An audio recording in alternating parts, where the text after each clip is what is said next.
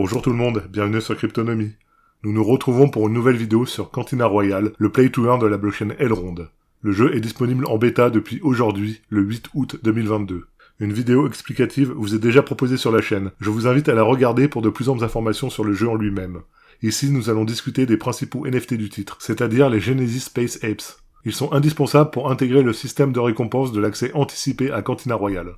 Pour vous en procurer, il n'y a que le marché secondaire comme solution. Vous avez soit les box au prix plancher de 6,4 EGLD, ou bien directement les singes qui descendent jusqu'à 2,4 EGLD. En fiat, ça donne un prix d'entrée entre 150 et 400 $. Pourquoi cette différence ? Dans les boîtes, nous sommes dans une situation de pochette surprise. Vous ne savez pas quelle qualité de Genesis Space Apes vous aurez avant de procéder au mint sur le site Verco. Vous pouvez très bien tomber sur un légendaire, le niveau de rareté le plus élevé, ou un bronze qui se négocie bien en dessous du prix de cette mystery box. C'est de la loterie. À vous de voir si vous êtes joueur avec votre argent. Retournons à nos moutons. Les Genesis Space Apes possèdent tous 3 statistiques de base. Vitalité, agilité et défense, avec un score compris entre 50 et 80 points. La prise de niveau leur permettra de grimper de 100 niveaux supplémentaires, donc plus vous commencez haut, et plus vous aurez de statistiques à la fin de votre leveling.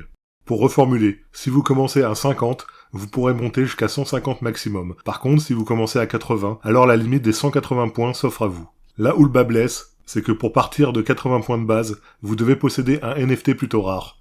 En effet, parmi les 5 niveaux de rareté existants, bronze, argent, or, épique et légendaire, comme vous l'avez deviné, il faudra acquérir le rang légendaire. Le floor price pour ces gammes de NFT avoisine les 22 EGLD à l'heure actuelle. Pour être complet dans les informations, voici les valeurs de départ en fonction de la rareté de votre NFT. Bronze 50, silver 55, gold 65, épique 70 et légendaire 80. Est-ce si important d'avoir énormément de statistiques ? La question est vite répondue d'après les développeurs. Pour eux, le skill, c'est-à-dire votre capacité à réagir, à mettre en place des tactiques et votre connaissance du jeu, vous apportera bien plus de victoires que 30 points de base supplémentaires sur des statistiques. Le jeu se veut compétitif et non pay to win, sur le papier en tout cas. Mais ce n'est pas tout. L'autre point important à comprendre, c'est la présence des perks sur les NFT, que l'on peut traduire par avantage ou capacité innée. 2 avantages, sur un total de 22 différents, sont assignés de manière aléatoire au moment du mint du NFT, donc immuables pour toute leur vie. Ils ont aussi un score compris entre 50 et 180, toujours en fonction de la rareté du Genesis Space Apes. Nous allons voir rapidement ceux qui nous semblent les plus intéressants. Pour rappel, la bêta sera disponible dans la journée au moment où nous réalisons cette vidéo, donc nous n'y avons pas encore joué. Tout ce qui va suivre ne sont que des interprétations faites par le joueur Terrybad sur Discord et notre propre point de vue. Nanomeds. Récupération de points de vie quand votre bouclier est au maximum. Sans doute l'un des meilleurs avantages sur le papier, car aussi utile en PvE, player versus environnement, qu'en PvP, player versus player. Pouvoir récupérer de la vie, c'est toujours très puissant dans un Battle Royale.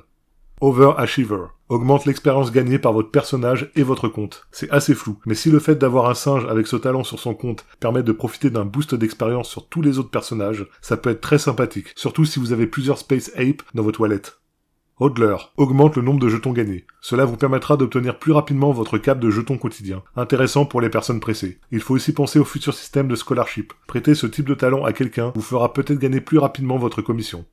Overshield. Obtenir un bouclier lorsque l'on tue un ennemi. Si vous enchaînez les monstres en PvE, ça me semble très fort. À voir s'ils intègrent un temps de recharge interne ou non. Black Widow. Gagner de la vie par ennemi vaincu. Peut-être l'un des meilleurs talents PvE, vu qu'il y aura des vagues de monstres à défaire dans ce mode de jeu. Tout comme Overshield, cela dépendra de la présence d'un CD interne ou pas. Résilience. Votre bouclier se recharge plus vite lorsque vous êtes bas en point de vie. Avec un style de jeu Joe la fuite, c'est typiquement un talent qui pourra vous faire gagner des parties très mal barrées. Enfin, tous les talents liés aux armes, par exemple Elemental Weapons, Explosive Weapons, etc. C'est des compétences qu'on appelle passives, et qui offrent un boost de dégâts sans aucune condition handicapante. La seule contrainte c'est d'équiper la bonne arme, mais vous pouvez choisir le talent à l'avance en fonction de votre style de jeu. Il y a encore plusieurs compétences disponibles dans le jeu, ce sont les plus intéressantes sur le papier pour moi. Maintenant l'idée c'est de partir sur une combinaison compétences d'armes en fonction de votre gameplay, ainsi qu'un talent de survie, comme Nanomeds ou Résilience pour commencer dans de bonnes conditions. Pour conclure, il y a encore beaucoup d'inconnus, et surtout nous ne sommes pas à l'abri de changements, d'ajouts, voire d'équilibrage. Mais se poser les bonnes questions maintenant peut sans doute nous permettre d'avoir un NFT à très bas coût.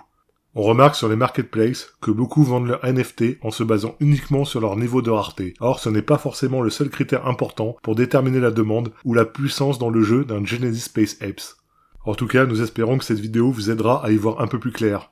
En attendant les prochaines, je vous invite à vous abonner à la chaîne si ce n'est déjà fait. Merci d'avance et à bientôt sur Cryptonomie.